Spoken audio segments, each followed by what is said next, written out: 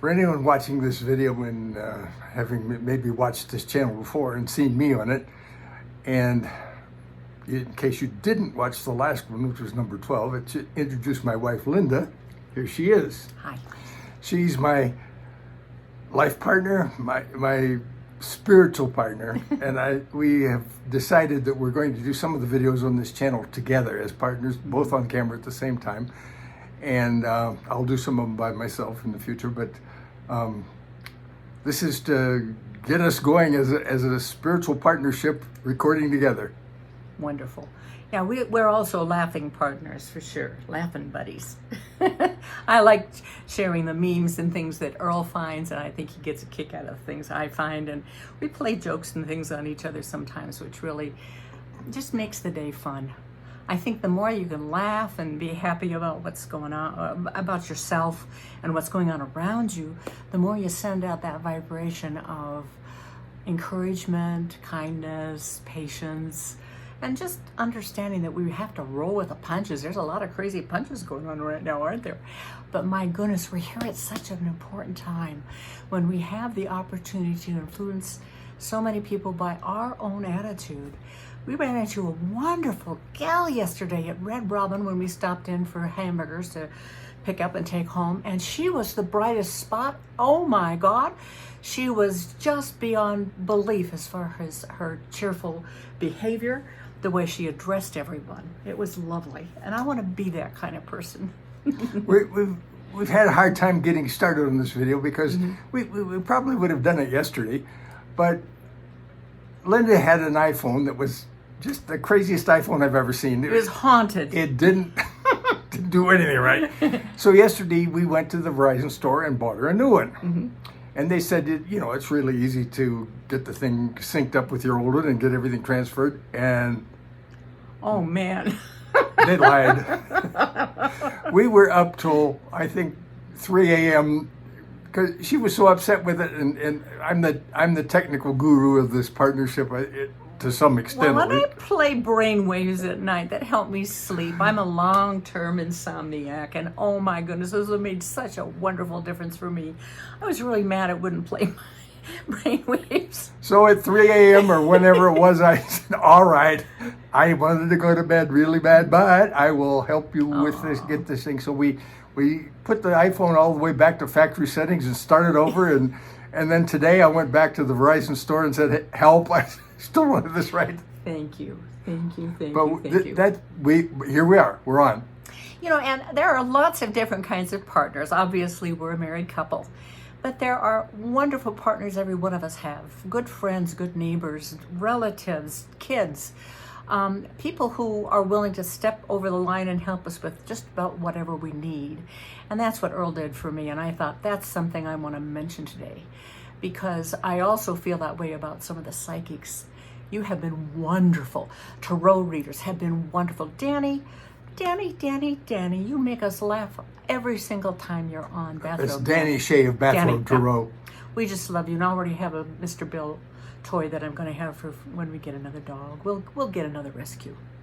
But the point is, we all have partners, and when we're talking about partners, we're talking about any kind of partners that any one of us have. Good friends, as I say, neighbors, whatever.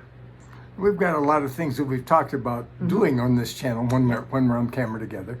But some of that's going to have to wait till some other videos, because we've done a lot of things together and had some really interesting, all kinds of things we've done. And funny. We've performed more than 2,500 weddings, and as a couple, and we've got some funny stories from that, and we could share, and a whole bunch of other stuff. Yeah. And with our, one of the things I have to mention too is our pets have often been wonderful partners. They've been familiars, dogs and cats and birds. And many of you have your wonderful familiars on camera with you sometimes. And they add such a wonderful dimension to our lives, as far as, clearly they hold energy for us sometimes. Clearly they bring us the inspiration to be patient and keep going. And you brought that to me in aces today, as far as patiently staying with trying to get that phone working when I was ready to just keep going. I've been IT professional for 60 years, believe it or not. I've been around the block a few times. But I started out 60 years ago this past summer as a computer programmer, which doesn't give me all kinds of knowledge about iPhone technology, but at least I know how to solve a problem by sticking with it till I try this, try that, try the other, and get it to work, and that's what we did. That's exactly what you did, and I watched you do that. My technique sometimes has been, if a screwdriver doesn't work, go get a hammer. You know, and that's not good. Although I'm a stickler for get the right tool that you're using in the kitchen when you're cooking. And I bug Earl about that sometimes because I do tend to get a little bossy about my kitchen. But she's the boss there. I am. But I'm certainly not the boss of IT stuff. And what do I sometimes say to you? Just give me a piece of paper and a pencil. Well, obviously I cannot do the same thing with a pencil and paper, but I just get so frustrated with technology that I don't quite understand, and my brain doesn't have anything in it that lets me think about that kind of stuff. And if any of you hate passwords, that's one of that's one of the things that hung us up over the last 24 hours. Passwords. Oh my God. But one thing I wanted to say, if I interrupt you, I am truly sorry. Well, and if I interrupt you, I'm sorry too. Well, we're partners. That's what we happens. Do.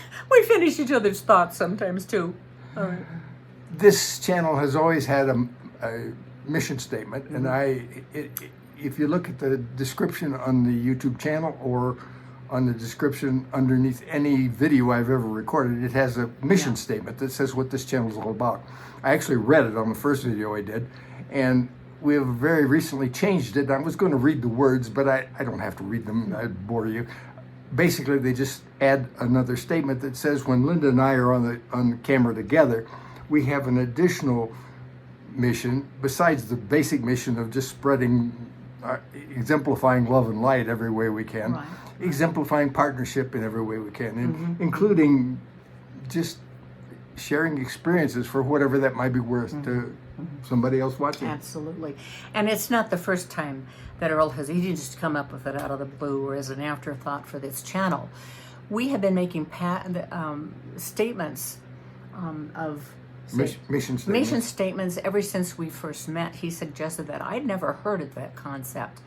And when we were involved very, very quickly in our relationship as far as realizing how much we wanted to be together and that we should be together, that we brought together by my medicine teacher who laughed all the way watching us come in and out of her shop, just talking about mundane things. And she finally said, what'd you do? Just go to lunch and fall in love? And Earl said, we decided we understood that we always have been. And I nearly fell on the floor. I didn't know I was going to say that. I nearly fell on the floor and we walked through the other room, but then we did discuss that. But he introduced me the idea of a mission statement, and we have done that ever since. There's another way that we do mission statements that I'll talk about maybe in a minute. Shields. When I met Linda, had been part of the corporate world for many, many years, and I'd written mission statements for organizations that I've been part of, and so it just came naturally to me to suggest that. Partly because we recognized when we met each other, we both understood that from the moment we met each other, we both felt like we'd known each other since dirt. Yep. And I believe we have done hundreds of past lives together. Probably. But our relationship's a little different than the average marriage or some marriages in that our kids were already both grown and out of the house. All five of them. And now we share 10 grandchildren. 10 grandchildren. Kids between us weren't on the table, and so we knew that we had a special relationship because it could be just no more and no less than a spiritual partnership, where that's basically what we were all about as a married couple, and that doesn't apply to everybody, but because we recognized that, we said, let's write a mission statement that say what this relationship's all about. Right. And it was basically about just supporting each other and healing and growing all that we can and being there for each other. And when we wrote our wedding ceremony just a very few months later, we handle it the same way. Now, I've been studying with a medicine teacher for several years, and I wanted a medicine wheel format so that we would turn and face the 4 directions and have the spiritual, the intellectual, the physical, and the emotional parts of our relationship addressed in that ceremony, and that's part of our commitment. And we went to visit with my medicine teacher the night before. She had moved elsewhere, and we went to see Megan Graywolf. And she said, when she looked at that medicine at our wedding ceremony, she looked at that, and she's a tough old gal. But she burst into tears, and she said, "You just made a contract with the universe. You will be doing weddings for other people." Whoops. I leaned out of camera range. Make sure you're in the camera range. I'm certainly in the talking range. So she basically told us that over our own wedding. And I could conceive of that, but that was a real interesting idea to Earl, because if you've read his book, you know where he had come from in his background. And the last thing that he wanted to do was have somebody call him Reverend Earl. But I got over it. Yep, you did. Because if you're doing wedding ceremony for a couple, they expect you to be legitimate. and the truth is, you don't have to go to ceremony to do wedding ceremonies. No. I went to seminary to do wedding ceremonies. If I screwed those 2 words up, I got them straight that time, I think. Mm-hmm. And in fact, we realized after we'd been doing weddings for a while that a seminary would have just narrowed our perspective. It would just indoctrinate you into one particular way of looking at things, depending on the denomination that runs Exactly. the seminary. And we ended up learning that we had to credential ourselves. And eventually the credential that you have for doing weddings is that you've done a bunch of them. Mm-hmm. And well, you talk like you have. and it's just getting started, just like it is with the YouTube channel. You just do it, and then then you're good at it. Now, we were credentialed to the Universal Life Church, which a lot of people have been, and maybe some of you have, and you've been able to do ceremonies. So it gave us a legal background, but we also had been given the opportunity by the Reiki master who made us Reiki masters to carry pipe because he was Native American. And so even here in Colorado, you can be a pipe carrier as well as the other credentials that allowed us to feel like we could legitimately perform the weddings, sign the marriage certificates, and talk to people about partnership. Right. Yeah. And that was a kind of a unique opportunity. We had to do our spiritual work in the vein of being a partnership, addressing a partnership about what marriage means in terms of commitment and being each other's best friend and all that stuff, not marrying the church and all the religious sort of thing, but a very spiritual but not religious ceremony that just celebrated who they are and what the commitment that they're embarking on. Right. And we personalized. I did a good deal of the paperwork and writing of the ceremonies that had sort of a backbone of things that we put into the ceremonies, but then it would be personalized for each couple. Sometimes they had special traditions in their families or things that they wanted included because it was part of their heritage. And that was really fun. We did a few other medicine wheel weddings like we had done for ours, but we also had couples who come together from 2 very different backgrounds of religion or spiritual things and could combine those things, and they love that. Now, sometimes there'd be an auntie who'd say, "I didn't hear you mention Jesus in that ceremony." Well, she hadn't hired us, for one thing. Number 2, we had run the whole thing by the couple, and I was always able to say, "Why can't, didn't you hear Jesus' words all through that ceremony? Love one another, respect one another, protect each other's dignity." You know, and we did include a little scripture, but we didn't do a heavy-duty bunch of that. Love is patient, love is kind, love envies no one. You know that thing. That's universal. Exactly. So here we are. I'm speechless. I don't know how to follow that. What Love we're is gonna, patient. Love is kind. You were patient today beyond belief. And he's wonderfully able to watch me stomp around. I have the same birthday as Mick Jagger, if that gives you any clue to how I like to stomp around and make a lot of noise sometimes. But I do care very deeply about growing as a spiritual being and being a kind and loving and supportive person. And I think I've grown a whole lot with Earl's help. A whole lot. if you put any stock whatsoever in astrology, you can realize that she and Mick Jagger do have something in common there. Apparently. He's my favorite performer. He has always in mind not only having a good time himself, but performing for other people. And that's why weddings were just like, oh my God. I can't believe I wound up doing weddings. I loved it. I had a blast. What's been the hardest on me is having to just back off and retire from doing that. It finally became the end of the road for us as a spiritual partnership that we could do together, partly because of my health issues, but partly because of COVID. All of a sudden, we had to shut down. We could not take the risk at our ages to be doing weddings for large groups of people. We just couldn't do that. And most people didn't want to do masks. And so that has been a hard thing for me to get over. But that's part of the change that Spirit asks of us at sometimes. And I thought, why didn't I roll with the punches a little bit more? It would have been a lot easier. Kicking and screaming is, well, it's entertaining for some people, but it wears you out.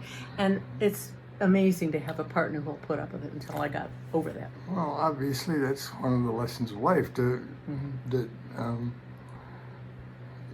you think you got a plan and you do, but you think it's going to, like Linda said, I want to drop dead doing weddings. She wanted to do that for the rest of her life, and I said, well, dropping dead during a wedding wouldn't be very good nice for the couple that hired us. I've been frustrated with how much stuff I've had to go through with my mother's stuff, and some of it's still in the garage, and our car hasn't been in there for 2-3 years, one of our cars.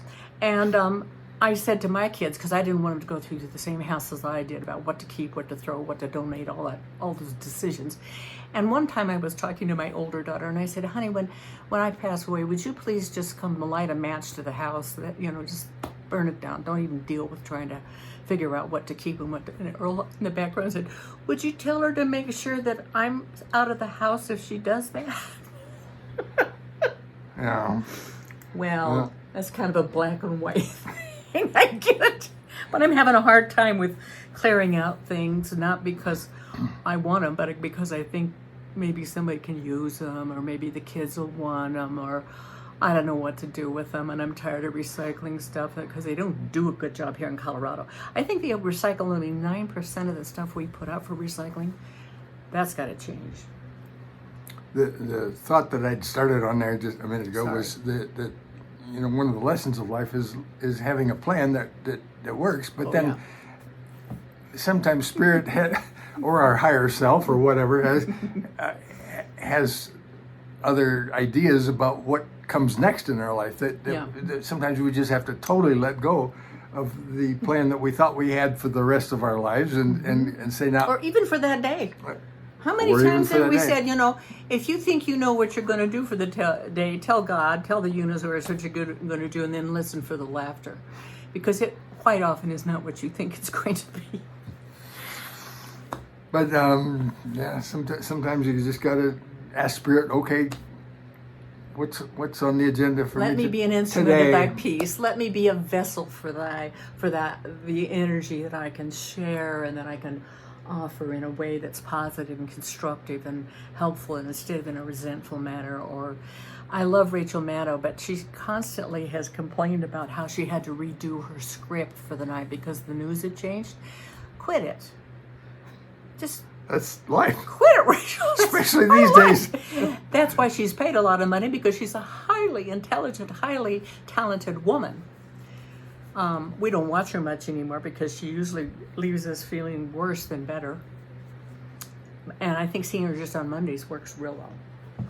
But we don't watch a lot of news. What do we watch? Psychics. We watch a lot of YouTube psychics, and we watch educational things. Linda taught me that. Oh. She loves to watch documentaries and Nature watch things. TV.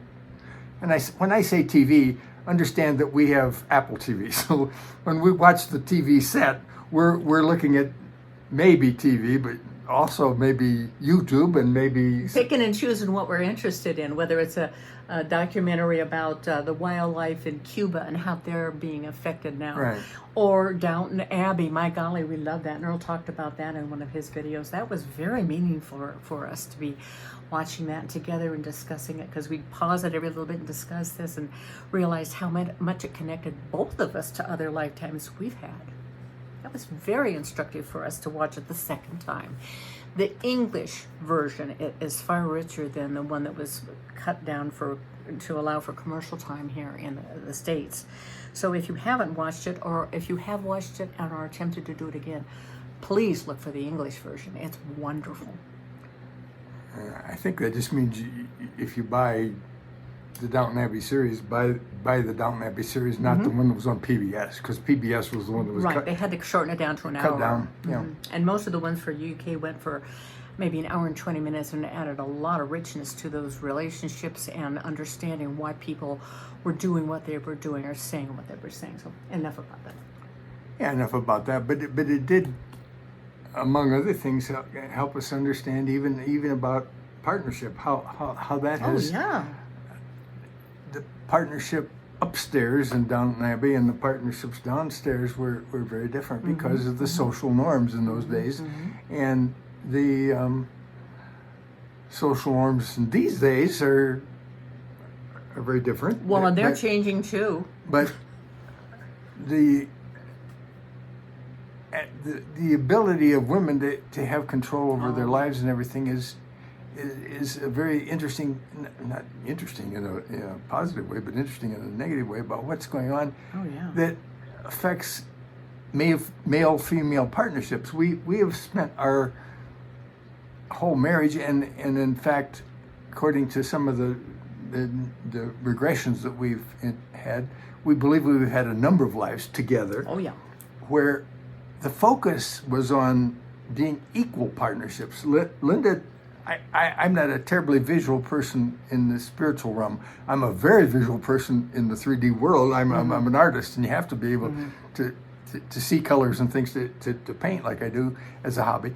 But she sees things. When we did this past life regression, she saw like a movie, several past lives where we were together, and she saw me in a kiva, in a ancient southwestern U.S. situation, advocating for women being in there too.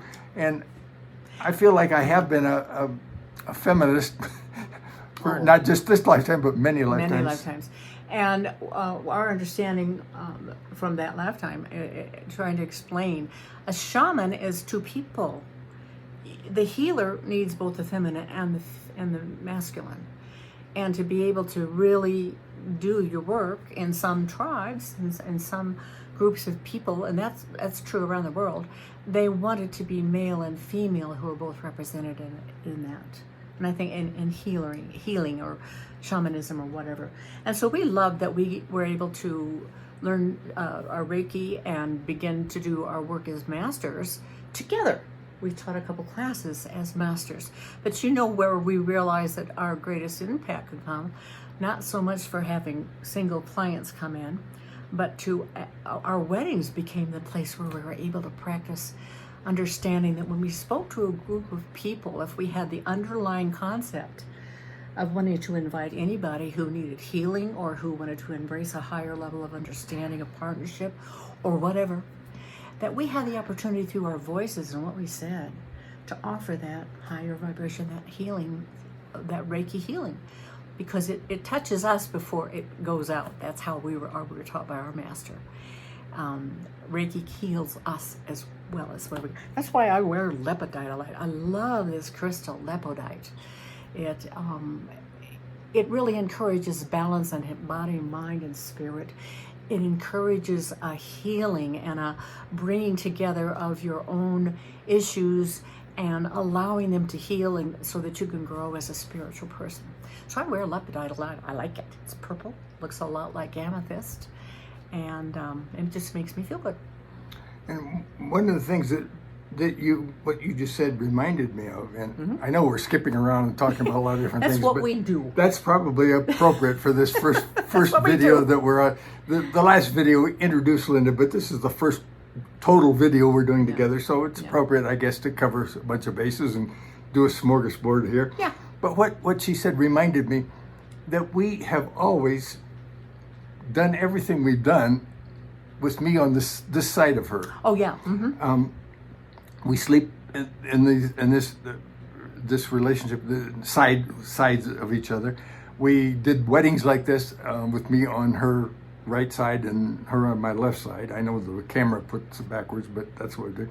But what I was trying to get at was one time we went to a metaphysical fair and went to one of those Curlian photography things where the camera actually picks up your aura. And in the picture, Linda's aura was like that, and my aura was like this, and it looked like together we had a great aura.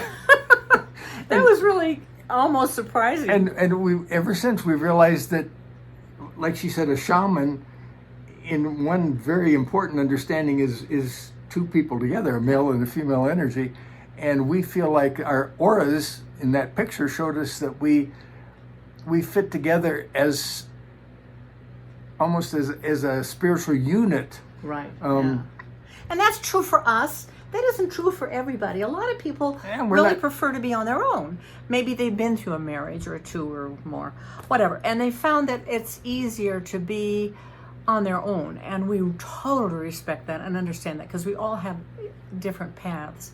But Earl and I have apparently been committed for a long time, and I don't mean just in this lifetime, to keep exploring and trying to push the envelope a little farther. And what can we do as partners?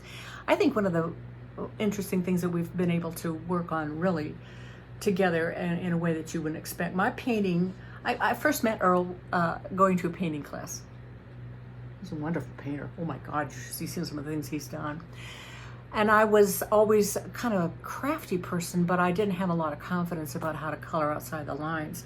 But the point I want to make is we were one time down in Santa Fe and went to a gallery where there were probably 24 pictures that were all painted by two people, a couple. And we realized that was such a teaching for us, that you may have a very different style from the other person, but when you work together, you can blend those styles. And we figured out fairly early on with our painting, and we'll show you a couple of them later on maybe, that you can either take your time. You don't paint at the same time. That doesn't work. But you can either take your time painting to kind of paint out what the other person did and make your style, or you can look for ways to blend in and actually expand what the other person is doing. You've done that with my painting. I've done that with your painting. I'm good at little detail. He is wonderful at seeing the broad picture and knowing colors, how they have to go together and all that. That has been a fascinating experience for us. Learning how to paint a picture together that looks like it was painted by one person. And I could turn the camera off and go get it right now. Maybe I will. But I want to follow up on one of the things that Linda just said, is we're not trying to advocate that everybody should be in a kind of a spiritual partnership. Oh, no. We are. It doesn't work for a lot of people, and not at all. All we're trying to do here on this channel is share with you whatever we can that we've experienced and we've learned together that might be a benefit to somebody else, some other individual or some other couple or whatever. And part of this is, frankly, is entertaining you. We got some funny stories, particularly in the wedding arena. Oh yeah. You wouldn't believe some of the weddings that we did, and we'll share some of that eventually. And we've talked about writing a book, but we haven't got around to it yet. So I don't know if that'll come about. But this gives us an opportunity to remember some of the things we've done and share them, and before we forget. Because that happens too. Should I go get that painting? You wanna? Yeah. Oh, why don't ya? Okay, I'm back. And here it is. It's two otters and it's entitled on the back of it, River Otters at Play in the Snow. And we did this together. It's signed Heflinger 2, TWO. And a lot of the paintings that we've done together, we've given as gifts. And this is, I think, the only one we still have in our possession. But I wanted to show it to you. Yeah. Yeah, we've given them to kids and grandkids, and that's been fun.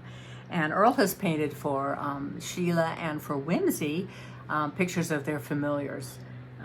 Two of their favorite familiars, so that was fun, but I didn't participate in those paintings. Well, Who knows? what do you say that we sign off and Go eat dinner. We'll do this again. Thanks for watching. Yes. Please like, share, subscribe, do all that good stuff that helps us and helps the YouTube channel. And we appreciate very much your comments. Absolutely. Comment. We appreciate that. Yeah, please let us know what you'd like to hear about, or what you'd like to offer about your familiars or your partnerships in people or whatever, because we are very interested in expanding the understanding. And that's another way of connecting the dots, isn't it? It is. Spiritually connecting the dots. So, hats off to Linda G., who has given us endless times to feel good about what's going on. Hats off to Danny Shea, as I mentioned you earlier. And you know, there's a picture we keep in here to just keep us lighthearted because he's one of our favorites. It's a picture of Gary Larson, the cartoonist who does the Far Side stuff. It keeps us reminded to stay light and happy, and find something to laugh at right now if you possibly can. It'll make you feel better no matter what's going on around you. It'll bring you to a higher level of understanding that things too are getting better. Things are getting better. They are. Yeah, they are. Thanks for watching. Thank See you you. next time. Okay. Bye.